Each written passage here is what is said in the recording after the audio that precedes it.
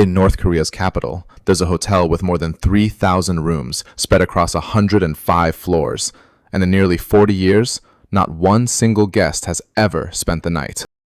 How do you build one of the tallest hotels on Earth and then just leave it standing there, empty, for 4 decades?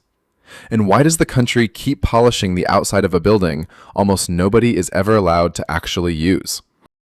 This is the true story of the Ryugyong Hotel, North Korea's pyramid in the sky, better known around the world by the nickname it earned decades ago, the Hotel of Doom. By the end of this video, you'll understand exactly why it's still empty, and you'll pick up 3 advanced English words you'll actually hear in real conversations, not just textbooks. Let's get into it.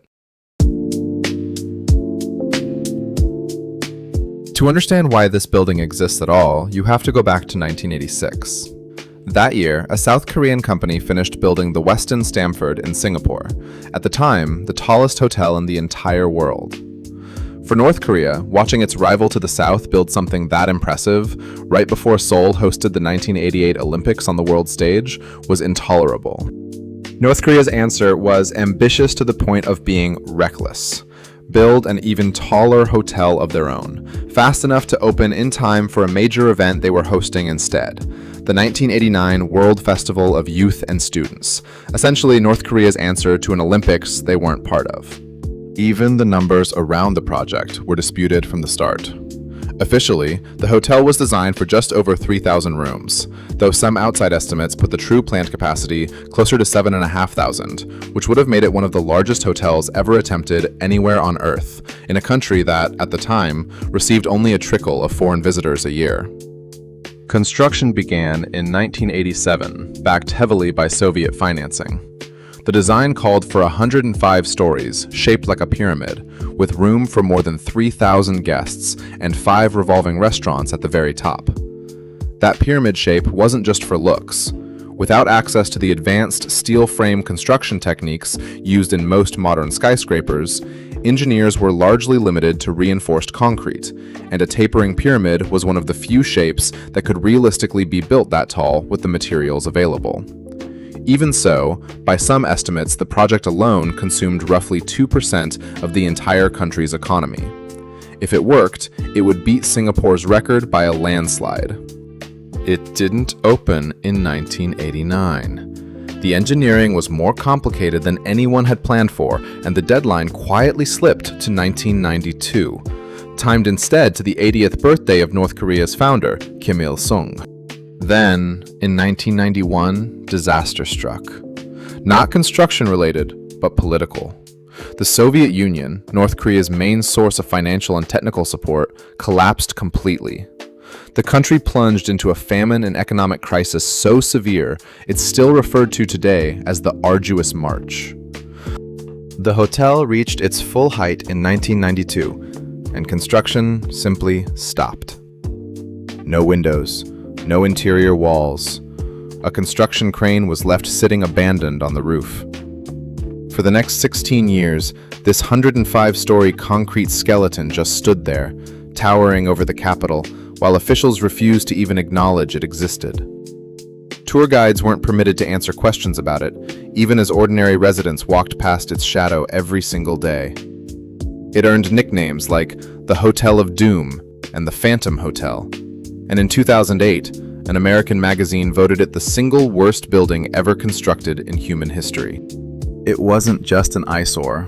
A delegation from the European Union's Chamber of Commerce inspected the structure years into its abandonment and concluded the building may have been effectively beyond repair, citing elevator shafts they found to be structurally crooked, and engineers later pointed to low-grade concrete used in the original construction as part of the problem. In 2008, an Egyptian telecommunications company called Orascom stepped in and began finishing the outside of the building. Just the outside. By 2011, the hotel had a brand new glass and steel exterior, and from a distance, it finally looks like the finished, futuristic landmark it was always meant to be. In late 2012, a German hotel operator called Kempinski announced they'd manage the building and open roughly 150 rooms on the top floors sometime in 2013, with shops, offices, and restaurants to follow on the lower floors after that. 2013 came. Nothing opened.